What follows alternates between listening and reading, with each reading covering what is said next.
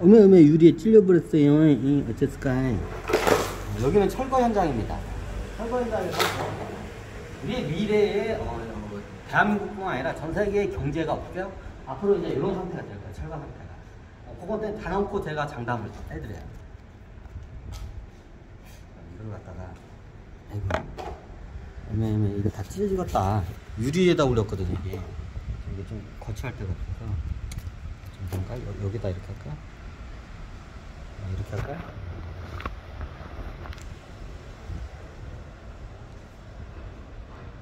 촬영을 하겠습니다. 철거니까 앞으로 우리 미래 경제 사회가 어떻게 이렇게 돼요. 그냥 철거가 다 돼. 자 어떻게 되냐? 자 그걸 맛배기를 한번 보여준 회사가 있어. 한진해양과 현대자동차. 자 그 당시에 머스크라는 회사가 어떻게 해요? 덤핑 경쟁으로 들어가요. 컨테이너 운임을 다 어떻게 해요? 독식을 하기 위해서. 나쁜 회사나요? 나쁜 회사는 아니죠.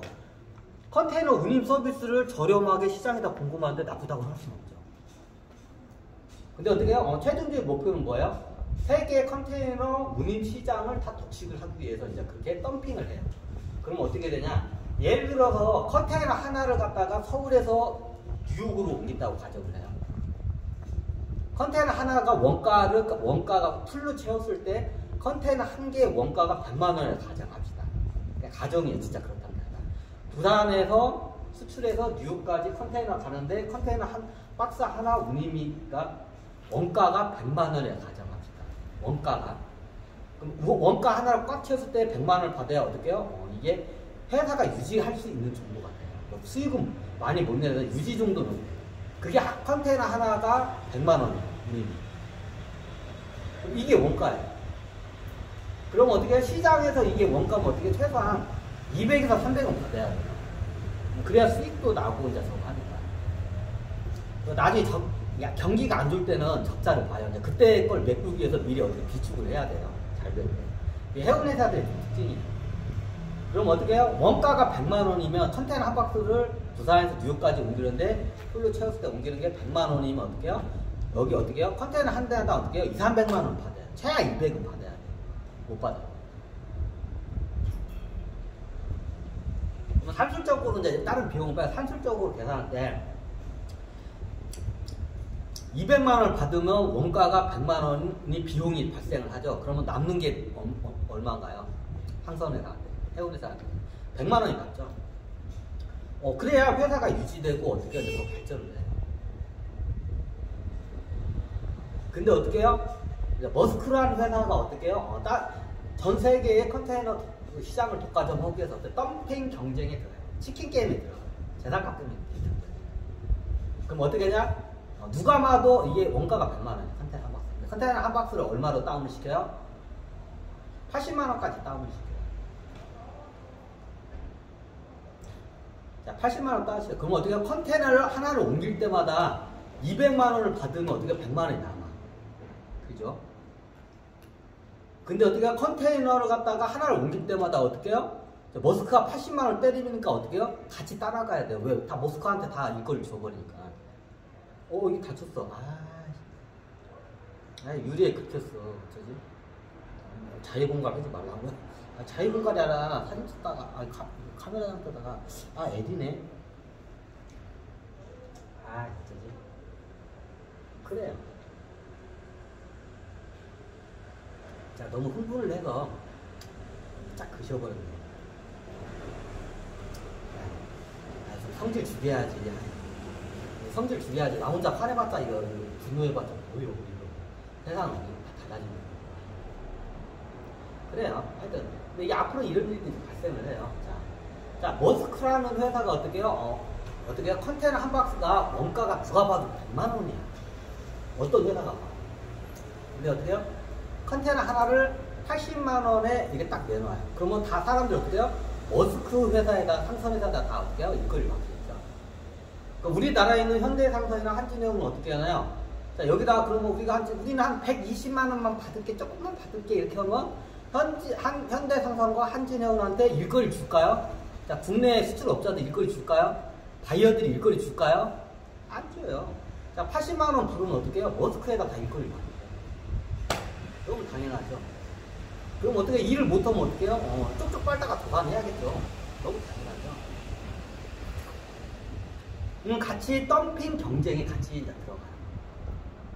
그럼 어떻게 되냐? 현대상선과 HM이 어떻게 해요? 똑같이 머스크하고 80만원의 단가를 내려요. 그럼 어떻게 돼요? 컨테이너 한 박스를 옮길 때마다 수익이 남는 게 아니라 어떻게 20만원씩 까먹어요.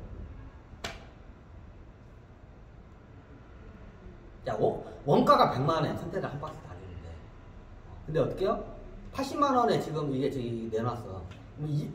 그럼 컨테이너를 날리면 날수록 어떻게 해요? 컨테이너 한 개당 20만원씩 까먹는 거예요. 자, 이렇게 계속 장기적으로 가다 보면 어떻게 해요? 제일 자본력이 없는 애들이 먼저 어떻게 해요? 자빠지겠죠. 약하고 자본력 없는 회사들이 먼저 자빠져요. 야, 그걸 노리고 머스크가 어떻게 해요? 덤핑을 시켜요. 아니, 지들은 저기 안 망해요. 걔네들 안 망해요. 이게 대기업화가, 이게 규모화가 되면 비용 삭감 효과라는 게 발생해요. 똑같은 물건을 조그마한 회사가 예를 들어서 수작업으로 해서 이게 물건을 만들었을 때와 이게 중소기업에서 만들었을 때와 대기업에서 컨텐츠 회사로 쫙 만들었을 때 어떻게 원가가 틀려요. 너무 당연하죠. 수작업으로 하게 되면 어떻게 해요? 배보다 배꼽이에요. 그죠? 마치 이와 같아요. 그러면 여기 틀린가요? 자, 머스크라는 회사와 우리나라의 현대삼성과 현대삼성 HM과 한진해운은 어떻게 원가 자체가 틀려요. 자, 이게 보편적인 회사들이 컨테이너 하나를 100만원을 받아야 어떻게 적자에서 모면하는 게 컨테이너 하나가 100만원짜리예요. 근데 머스크는 80만원을 따려도 어떻게 해요? 적자가 안 나요. 적자 나대도 조금 나요. 얼마 안 나요. 자, 왜 그럴까요? 머스크라는 회사는 어떻게 해요? 규모화가 됐고, 그리고 하계 루트가 이게 어떻게 보면 효율적으로 겹치기 때문에 이게 단가를 내려도 돼요. 이게 첫 번째예요. 이미 영업망이 뚫려 많이 있기 때문에 그게 어떻게 해요? 그거로 해서 시너지 효과가 일어나. 그러니까 비용 감축이 돼요.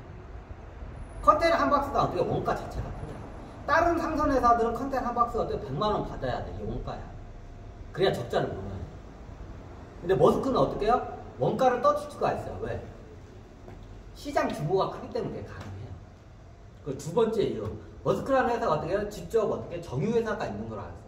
직접 이게 정유를 퍼가지고 이게 회사가 같이 하는 걸 알고 있어요. 정유회사가. 그러니까 어떻게 해요? 최고 많이 상선 회사가 자, 부산에서 저기 뉴욕까지 거대한 배가 가는데 어떻게 제일 많이 들어가는 비용이 뭔가요? 기름이죠.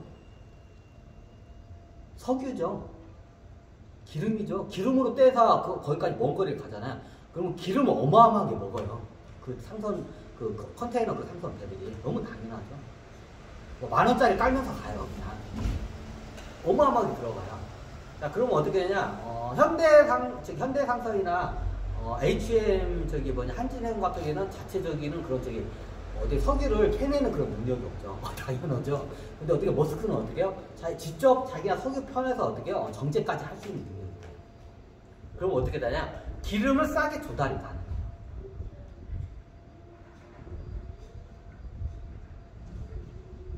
예를 들면 부산에서 뉴욕까지 똑같은 크기의 컨테이너 배가 가는데 어떻게 해요? 현대상선이나 HM 한진해운은 어떻게 해요? 한 100만원, 한 번 가는데, 한 번 간다. 10억이라고 할까요? 10억 정도 들어간다. 가정을 할게요. 기름값만 10억이 들어간다. 왕복을 하는데 10억 들어간다고. 부산에 항에서 뉴욕항까지 갔다가 우리 다시 부산까지 오는데 어떻게 해요? 10억이라는 순수한 기름값이 들어가요. 우리나라에. 자, 기름값 10억이 들어가요. 근데 머스크라는 회사는 어떻게 되냐? 직접 채취를 하고 오기 때문에 원가를 딸 수 있어요. 얼마예요? 8억이면 충분히 갔다 와요. 자, 기름값이 틀리죠? 똑같은 배를 가는데 기름값이 어떻게 해요? 머스크는 8억이 들어가고 우리나라 현대상선 HM 어때 10억이 들어가요. 굉장히 크게 차이 나는 거예요. 그럼 어떻게 해요? 원가 자체가 틀려요. 자, 그럼 여러 가지 복합적인 게 있지만, 그럼 어떻게 컨테이너 한 박스를 갖다 뉴욕까지, 부산에서 뉴욕까지 올렸는데 어떻게 해요? 이게 100만원이 들어가. 원가가 100만원이야. 자, 한진해운, 현대상선, HM은 어떻게 해요? 100만원이에요. 근데 머스크라는 회사는 어떻게 해요? 80만원이 원가예요. 그래서 어떻게 하냐? 원가까지 이거 어떻게 이걸 갖다가 다운을 시켜요. 이걸 이제 덤핑이라고 하죠. 덤핑 경쟁이라고. 자, 100만원, 원가가 100만원인데 80만원을 다운시켜. 근데 어떻게 머스크는 80만원이 원가야. 네, 규모화가 되고 직접 기름을 채굴해서 조달할 수 있는 능력이 있기 때문에 어떻게 요게 돼요. 이 원가 절감할 수 있는 능력이 돼요. 머스크가. 근데 현대삼성 HM은 어떻게 해요? 컨테이너 한 박스당 어떻게 해요? 100만원은 받아야 돼요. 원가야.